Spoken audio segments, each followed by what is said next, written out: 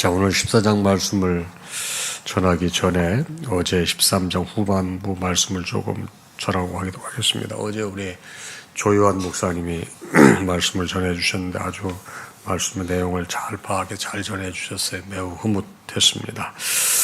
자, 땅에서 올라온 이제 이 짐승 두 번째 얘기를 보겠는데요. 13장 11절이 되겠습니다. 내가 또 보니까 다른 짐승이 올라오는데 새끼양같이 두 뿔이 있고 용처럼 말한다고 그랬습니다. 자, 여러분 그 용이 있었고 그 다음에 짐승이 나왔어요. 근데 그 용이 그 짐승에게 권세를 줬다고 그랬어요. 그 짐승을 제가 적그리스도라고 얘기를 했고 루터, 칼빈, 주빙글리, 존 웨슬리 할 것 없이 많은 학자들이 그 짐승은 적그리스도라고 하는 말씀을 드렸습니다. 자, 그거를 이제 염두에 두시고 이 말씀을 받으면 도움이 되실 겁니다. 또 다른 짐승이 땅에서 올라오는데 그 새끼 양같이 두 뿔이 있고 용처럼 말하더라 그랬습니다. 자, 이 두 번째 짐승은 역시 이 거짓 선지자예요. 첫 번째 짐승을 돕는 거짓 선지자를 말합니다. 이 땅은 육적인 거짓 선지자요 타락을 의미하는 것입니다. 자, 새끼 양 같다는 것은 자신을 어린 양같이 속이는 위장수를 쓴 것이죠. 여러분, 마귀는 겉과 속이 다릅니다. 겉으로는 양의 옷을 입었지만 실상은 일이지 않습니까? 여기 또 뿔이 있다고 그랬는데 뿔은 권세인데 왜 두 권세입니까? 당시 여러분 그 사탄 마귀들은 교회의 권세와 또 세상의 권세를 겸하여 가지고 있는 것입니다. 마치 중세 캐톨릭을 한번 보십시오. 교회의 권세와 세상의 영광을 함께 휘둘렀기 때문에 교회가 타락한 것 아니겠습니까? 그래서 절대로 정치와 종교는 분리돼야 되는 거예요. 어떠한 이유라도 정교가 하나가 되긴 문제가 돼요. 여러분 보세요. 좀 중동에 신정 국가들이 있지 않습니까? 이란이라든가 이번에 이제 아프가니스탄이라 이번에 그 어디죠? 그 미군이 갑자기 철군해가지고 또 문제가 된 나라 있지 않습니까? 뭐 그런 나라들 다 보게 되면 정치적인 수반이 있지만은 종교 지도자가 또 최고 정점을 이루고 있잖아요. 삶의 질들이 어때요? 말이 아닌 것이죠. 그 다음에 용처럼 말한다고 그랬습니다. 이 용은 말씀드렸지만 사탄 마귀입니다. 용처럼 말한다는 게 뭐냐면 기만과 속임수를 쓴다는 것입니다. 그런데 12절에 보게 되면 이 두 번째 나온 이 짐승이 먼저 나온 짐승의 권세를 그 앞에서 행하고 그 다음에 땅과 땅에 관한 자들로 처음 짐승에게 경배하게 하는데 곧 죽게 되었던 상처가 나은 자라. 제가 라테란 협약 말씀드렸죠. 그 나폴레옹 장군의 부하에 의해서 교황이 감옥에 갇히고 비오 육세가 죽었다고 말씀드렸잖아요. 근데 무솔리니에 의해서 교황 측이 하나의 나라로 인정을 받아서 다 죽게 살아났다는 걸 제가 말씀을 드렸습니다. 자, 먼저 나온 짐승의 모든 권세를 그 앞에 행한다. 이 거짓 선지자가 적그리스도의 모든 권세를 행하고 그 적그리스도에게 모든 이 거짓 선지자들이 처음 짐승에게 경배하게 했다고 했습니다. 곧 죽게 되었던 상처가 나은 자라. 죽게 되었던 상처가 나은 자라. 제가 이 비오 6세에 대해서 다시 한번 말씀드렸습니다. 그런 내용이 되겠습니다. 자, 계시록 13장 2절을 보게 되면 용이 자기의 능력과 보좌와 큰 권세를 그에게 주었더라 그랬습니다. 즉 육적인 신자들로 하여금 짐승에게 경배하게 하죠. 적그리스도를 우상으로 경배하게 하는 겁니다. 자, 계시록 13장 8절 말씀입니다. 죽임을 당한 어린 양의 생명책에 창세 위로 농명되지 못하고 이 땅에 사는 자들은 다 짐승에게 경배하리라 그랬습니다. 그러니까 여러분 생명책에 기록되지 않는 사람은 마지막 때가 되면 다 이런 짐승에게 경배할 수밖에 없다. 이렇게 말씀드렸습니다. 13절에 보게 되면 큰 이적을 행했는데 사람들 앞에서 불이 하늘로부터 땅에 내려오게 하고 엄청난 그 기적을 행했다는 것입니다. 여러분, 성경은 정경이 있고 외경이 있는데 저희가 사용하는 건 66권을 정경이라고 합니다. 근데 천주교에서는 정경 외에도 또 여러 권의 외경을 가지고 있습니다. 그것도 사용합니다. 그래서 여러분 한때 1970년대인가요? 우리 공동 번역을 했던 기억 혹시 아세요? 성경을 천주교와 기독교가 같이 공동 번역해서 굉장히 두툼하게 나온 책이 있는데 거기에는 외경이 나와 있습니다. 외경 중에 바로 이삭서가 있습니다. 이삭서 4장 10절에 보게 되면 적그리스도가 밤에 해를 뜨겁게 하고 정오에 달을 나타나게 한다. 이런 표현이 있습니다. 얼마나 여러분 이 적그리스도와 이 거짓 이 선지자들의 이 능력이 컸으면 이런 일을 하겠느냐 이 말이죠. 이렇게 불이 하늘에서 내려오게 하는 것은 여러분 잘 아시다시피 구약에 보게 되면 엘리야 선지자의 능력이지 않았습니까? 엘리야 선지자가 기도했을 때 하늘에서 불이 떨어져서 그 여러분 또랑물을 닳고 그 제단을 다 불태웠던 걸 아시지 않습니까? 이런 걸 다 모방하는 것입니다. 그래서 마태복음 24장 24절에 보게 되면 거짓 그리스도들과 거짓 선지자들이 일어나 큰 표적과 기사를 보여 할 수만 있으면 택하신 자들을 미혹하게 하리라 그랬습니다. 마태복음 24장 24절에 그러니까 이런 기적이라든가 뭐 이사라든가 이런 거 보고 신앙생활하면 안 된다는 거예요. 마지막 때는 여러분 이런 것들이 일반화될 수 있음을 이렇게 말하고 있는 거예요. 오로지 말씀에 바로 서지 않게 되면 안 됨을 말하고 있는 거죠. 그 다음에 14절 짐승 앞에서 받은 바 이적을 행함으로 땅에 거하는 자들을 다 미혹하게 합니다. 그리고 칼에 상하였다 살아난 짐승을 위하여서 우상을 만들어라 이렇게 하더라 그랬습니다. 자, 오늘날의 이 우상은 목석이나 석상과는 달라요. 전에는 목석, 석상 이런 게 우상이었어요.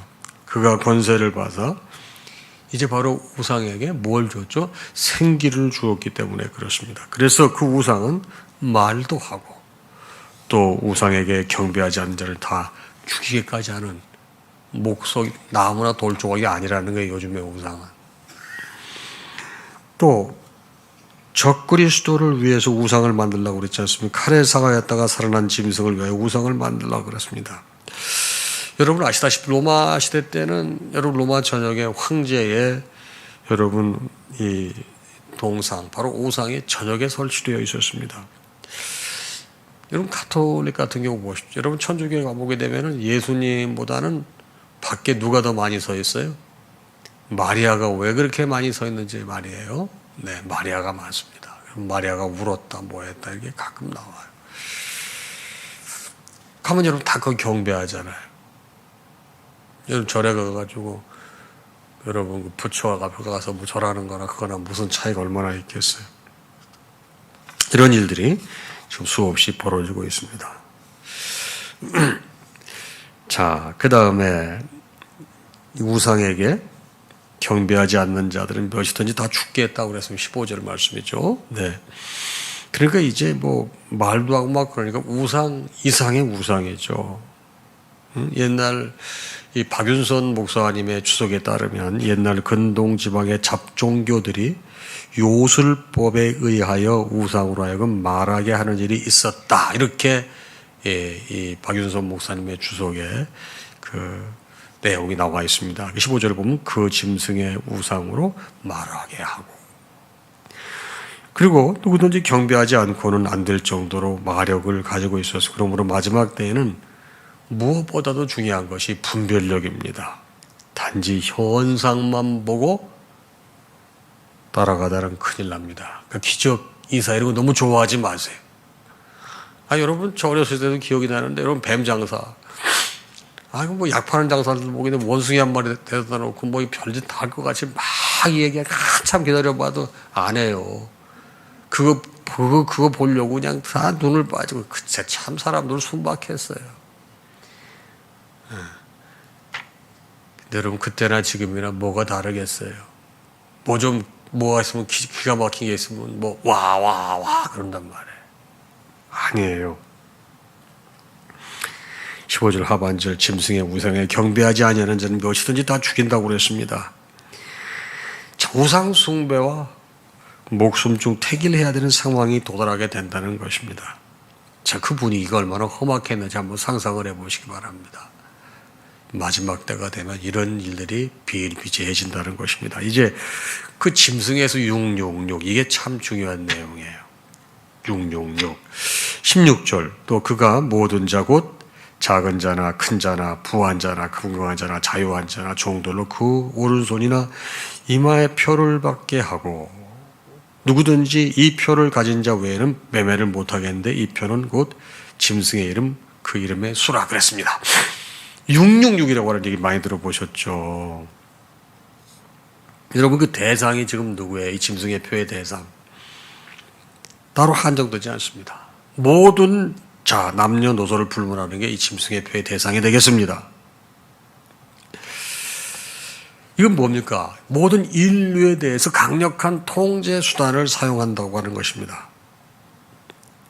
그의 권세를 보아도 그것은 얼마든지 가능한 일이에요. 자, 계시록 13장 7절에 보게 되면 각 족속과 백성과 방언과 나라를 다스리는 권세를 받으리니 그랬습니다. 근데 17절에 보게 되면 이 표를 가진 자 외에는 매매를 못해 경제 활동이 안 된다는 것입니다. 그런데 어디에 표를 받게 하느냐? 표 받는 곳이 오른손이나 이마에 표를 받게 하는 거예요. 자, 이거는 바로 성령의 인치심을 모방하는 거로 적그리스도에게 속한 소속을 표시하기 위한 것입니다. 계시록 22장 4절에 보게 되면 그의 이름도 저희 이마에 있으리라 그랬습니다. 자, 이걸 갖다 이제 해석이 굉장히 분분해요. QR코드. 여러분 이번에 이 코로나 때문에 이 정부에서 이 QR코드를 교회도 도입하라고 그랬어요. 여러분 식당에 들어가시면 다 이렇게 QR코드를 찍잖아요. QR코드를. 또 우리 교인들도 이 마포 구청에서 이 QR코드를 사용해서 교인 출입명부를 작성해 달라고 하는 공문을 받았기에 우리도 그걸 잠깐 시도하려고 그랬는데 그것 때문에 교인 한 두어 분 잃었습니다. 난 QR코드 하는 교회 나올 수 없다. 교회 권사님인데 다른 교회 가셨어요. 정말 속이 뒤집어지는 거예요. 도대체 어떤 목사님한테 누구한테 뭘 어떻게 배웠길래 저렇게 저런가. 정말 너무 답답한 거예요. 그러나 그분들이 갖고 있는 불안감은 이해를 합니다. 여러분 이 성경 666을 그런 식으로 해석하게 되면 여러분 그렇게 두려움과 공포에 빠질 수밖에 없겠죠. 그래서 여러분 이 QR코드 뭐 교회에서 그런 거 쓰는 거 아주 터부시하는 지금 우리 교회 나오는 분 중에서도 그런 생각을 가지고 계시는 분들이 있어요. 뭐 개인 정보를 넘어서서 QR코드는 그런 표라고 하는 인식을 갖고 있는 사람들이 있는데 그도 그럴 것이 요즘에 손인식 시스템 그렇죠? 손인식 있지 않습니까? 그 다음에 뭐 이 지문인식 시스템 뭐 이 지문 여기 지문이 있지 않습니까? 손바닥 지문 있지 않습니까? 이런 거 다 있습니다. 그 다음에 얼굴 인식 여러분 전 세계 얼굴 인식 시스템이 최고의 나라가 중국이에요. 중국 그 13, 14억 되는 인구를요 얼굴 인식 시스템을 다 찾아냅니다. 근데 홍채, 망박. 여러분, 우리도, 우리 교회도 이렇게 유치원 선생님들 또 우리 목회자들 출근하게 되면 이렇게 그 오른손가락 그냥 지문 인식 시스템이 있어요. 몇 시에 출근했는지 몇 시에 퇴근을 다 할 수 있어요.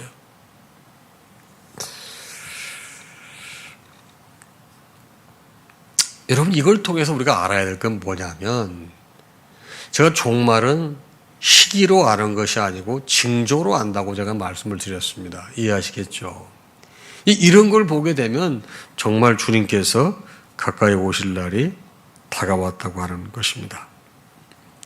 자, 이제는 그런 것이 없을 경우에는 매매를 못하도록 막아버리는 사회적 장치입니다. 여러분 매매를 못하게 한다고 하는 것은 경제와 관련해서 화폐 역할을 할 것임을 알게 하는 것 아니겠습니까? 근데 그도 그럴 것이 여러분 로마 황제 여러분 로마 시대 때는 로마 황제 중에 리벨리우스가 있어요. 그 사람 표가 있었습니다. 그래서 이 표만 있으면 각종 생활 혜택을 누릴 수 있어요. 이것이 없게 되면 경제 활동을 할 수가 없어 사실상 사는 것이 불가능했습니다. 여러분 화폐에 여러분 왜 이 위인들의 얼굴을 집어넣는 줄 아십니까? 이게 로마 때부터 기인한 거예요. 사람들이 이런 걸 알게 되면 666표가 뭔지 좀 더 통전적으로 이해해서 그렇게 QR코드라든가 이런 거에 대해서 거의 경기적인 반응을 안 보일 수 있을 텐데 여태까지 여러분 동전 사용했던 건 다 뭐예요? 다 그게 거기서 유효한 거예요. 그 큰 논리로 본다고 하면. 여러분 이 리벨리우스 표가요. 황제의 얼굴이 들어있는 동전 같은 거였어요. 그걸 가지고 있게 되면 모든 경제 활동을 할 수 있고 모든 생활 혜택을 받을 수 있어요. 자, 그럼 요즘에 여러분 요즘 뭔 줄 아세요? 주민등록번호예요. 여러분 보세요. 이 관공서 어디에 쓰는지 우리 주민등록번호만 치게 되면 어때요? 우리 정보를 전부 액세스 할 수 있어요, 없어요? 다 할 수 있었어요. 여러분 옛날에는 우리 이 인감증명 뜰 때 어떻게 했어요? 도장 가져갔어요. 그리고 이렇게 도장 이렇게 셀로파지 같은 데 찍어가지고 원래 찍어놓은 원본하고 동사무소 직원이 그렇게 다 일일이 대조해서 기억나세요? 지금은 어떻게 해요? 도장 가져가요? 안 가져가요. 하나 등록해 놓은 게 있어요.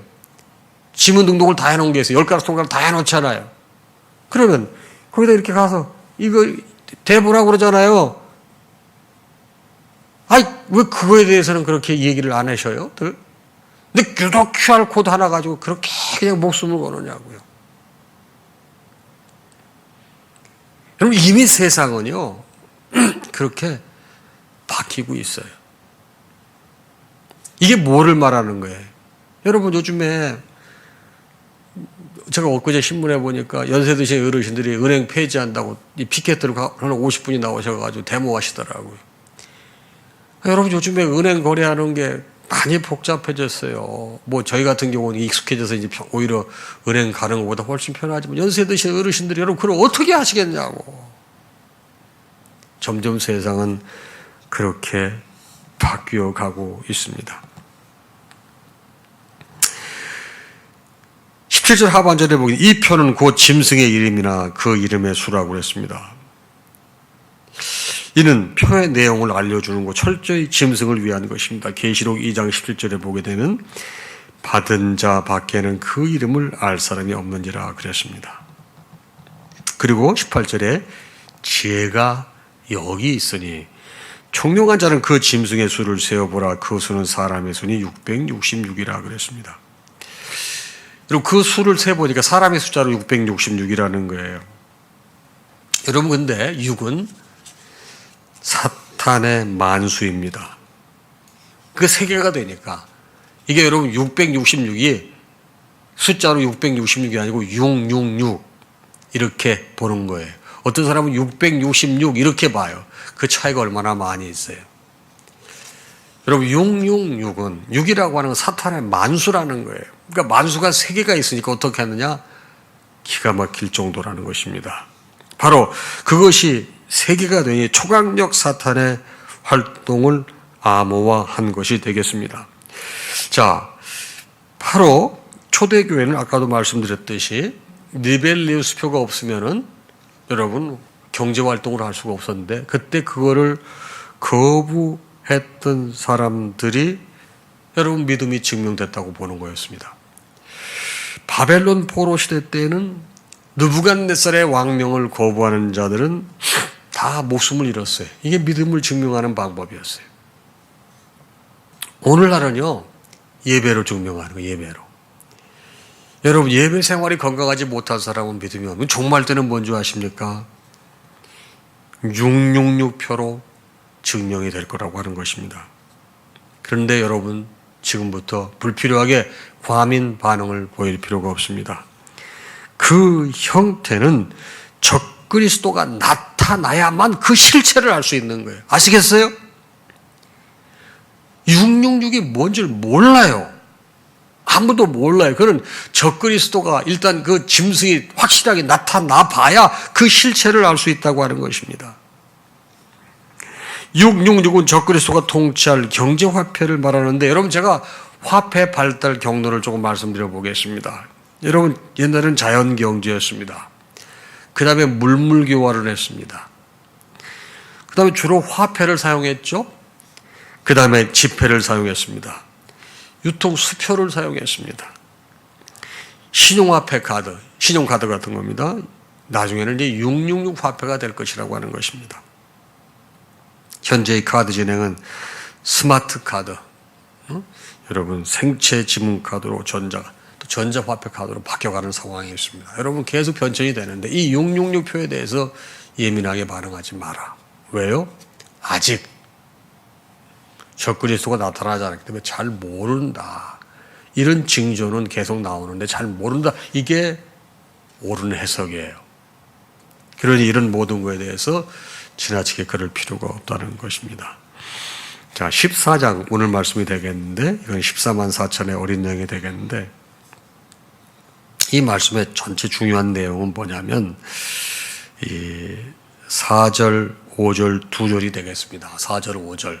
이 14만 4천의 자격이 되는데 4절에 보면 이런 말씀. 이 사람들은 여자와 더불어 더럽히지 아니하고 그랬습니다. 그럼 뭐 총각으로 살라는 말이냐? 이게 아니에요. 이거는 종교다원주의 음녀와 타협하지 아니한 신앙을 말하는 거예요. 여기는 여자로 더불어 더럽히지 아니하고 그랬는데, 이거는 여러분 모든 이 생명을 가진 사람들을 이렇게 표현하는 거예요. 종교다원주의, 절대 가치를 배격하고 상대 가치로 신앙생활하는 사람들은 잘못된다고 하는 것입니다. 여러분, 하나님의 기준은 여러분과 저에게 무엇을 얼마나 했느냐의 우선이기보다는 얼마나 자신의 신앙의 정절을 지켰느냐, 이거를 주님께서 더 소중하게 보는 겁니다. 그리고 어린 양이 어디로 인도에 따라가는 자라고 그랬습니다. 바로 주님 외에는 순종하지 않는 사람이 되겠습니다. 자, 이제 세 천사의 음성이 나오는데 이게 6절, 그 다음에 8절, 9절 되겠습니다. 자, 6절에 보니 다른 천사가 공중에 날아가는데 땅에 거주하는 모든 자들, 민족과 종족과 방언과 백성에게 전할 영원한 복음을 가졌더라. 이걸 계시록이라고 합니다. 그가 큰 음성으로 천사가 말하는데 하나님을 두려워하며 그에게 영광을 돌리라. 그 다음 말씀이 중요해요. 이는 그의 심판의 시간이 이르렀음이니 하늘과 땅과 바다와 물들의 근원을 만드신 이를 경배하라. 그러니까 첫 번째 천사가 공중에 날아가면서 하는 얘기 뭐냐. 지금 마지막 때가 가까웠으니 물의 근원, 이 세상의 근원, 하늘과 땅과 바다와 물들의 근원을 만드신 이를 경배하라. 하나님께 예배하라 이 말이에요. 자, 그리고 마지막 때 여러분과 제가 해야 될 게 뭐예요? 예배라는 게 예배. 그래서 제가 여러분 이 마지막 때에는 예배하는 자를 청량한다. 성전 안에서. 들 밖에 있는 자들은 계수하지 말라. 계속했죠? 예배가. 그래서 제가 여러분 우리 교회 모토를 오직 예수, 오직 예배 그런 거예요. 말씀을 정확하게 아시기 바랍니다. 예배예요. 두 번째 천사는 뭐라고 써요? 따라가면서 무너졌다, 무너졌다. 큰 성 바벨론이요. 그랬습니다. 이건 도대체 무슨 내용이 되겠습니까? 무너졌다고 하는 것은 이제 이 바벨론에 대해서 말씀하는 내용이 되겠는데, 바벨론에 대해서 이제 말씀하는 내용이 되는데,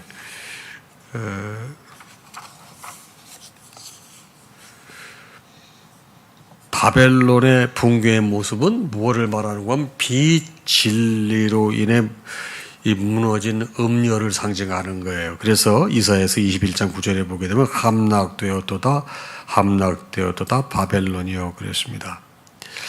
자, 이게 무너졌다고 하는 것은 비진리가 마지막 때가 되게 되면 무너진다고 하는 것을 말하는 것입니다. 거짓 선지자, 적그리스도 이런 것이 다 무너진다고 하는 내용이 되겠습니다. 그 다음에 이제 세 번째 천사가 큰 음성으로 뭐라고 합니까? 만일 누구든지 짐승과 그의 우상에게 경배하고 이마에나 손에 표를 받으면 하나님의 진노의 포도주를 마시리니 그 진노의 잔에 섞인 것이 없이 부은 포도주라.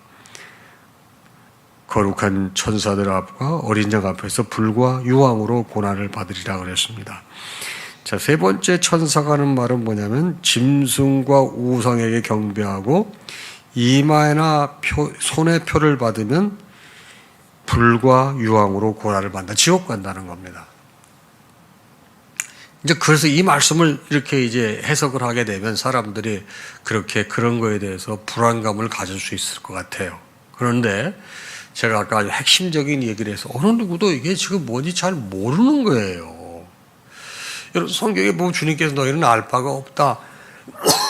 말씀하시면 가는 거고 말씀이 가라 하면 가는 거고 서라 하면 서는 거 아니에요? 근데 지금 이런 모든 내용들은 적그리스도가 드러나봐야 알 수 있는 거예요. 많은 징조들은 있지만 우리가 뭔지 아직 정확하게 모르는 거예요. 근데 그거를 너무 앞서가서 어드밴스 해가지고 지나치게 억지로 해석을 해서 성도들에게 공포감을 조성하는 게 이게 과연 주님께서 원하시는 걸까요? 우리에게 여러분 경계심을 주고 신앙생활을 바르게 하는 건 중요한 것이에요. 그러나 불필요한 공포감을 조성하고 적대감을 조성하고 하는 건 여러분 신앙적이지 않습니다. 이 모든 것들은 적그리스도가 나타나 봐야 아는 거예요. 그런데 그때 적그리스도가 나타났어요. 이게 뭔지 딱 드러났어요. 그때는 내가 사용하는 것이 하더라도 알게 됐을 땐 그걸 거부하는 거예요. 그래서 그때는 마지막 때는 짐승의 표를 받느냐 죽느냐 이거라고 그랬지 않습니까? 이제 마지막 때 아까 제가 시간이 없어서 안 봤지만 14만 4천 명이 아버지 앞에서 이렇게 찬양하고 예배하고 있는 모습이 나온다고요.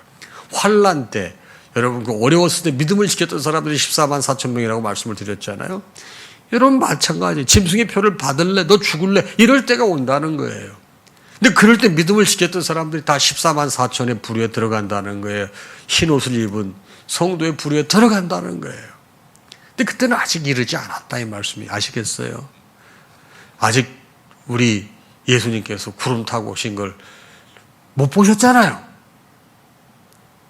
오늘 말씀이 너무나 제가 중요한 내용을 말씀드렸습니다. 그러니 제발 신앙생활을 그렇게 왜곡되게 하지 마세요. 그렇기 때문에 이 예수 믿는 사람들에 대해 사람들이 그렇게 배타적인 거예요. 자기들밖에 모르고 배타적이고 말씀을 제대로 못 배워서 그러는 거예요. 똑바로 말씀을 배워서 아직 적그리스도가 나타나지 않았어요. 적그리스도가 확연하게 드러나게 될 때 그때 내가 믿음을 선택할 것이냐 그때 내가 순교할 것이냐 거기서 결정하는 거예요. 여러분 말씀에 사람이 돼서 이 땅에 신앙생활할 때 불안이 없고 평안이 넘치는 여러분 되시기를 주님의 이름으로 축복합니다. 찬양하겠습니다.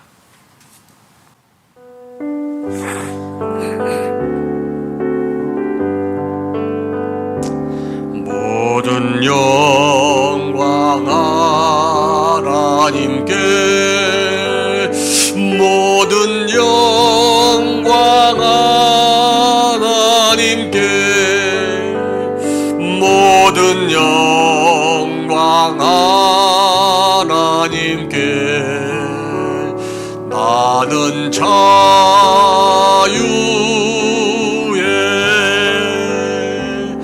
마라나타 주 오신다 마라나타 주 오신다 마라나타 주 오신다 나는 자유의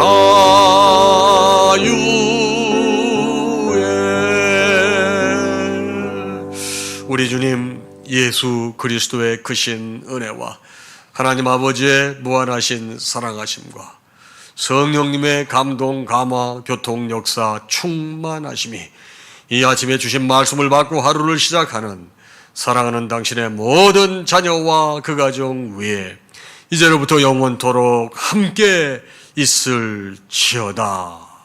아멘.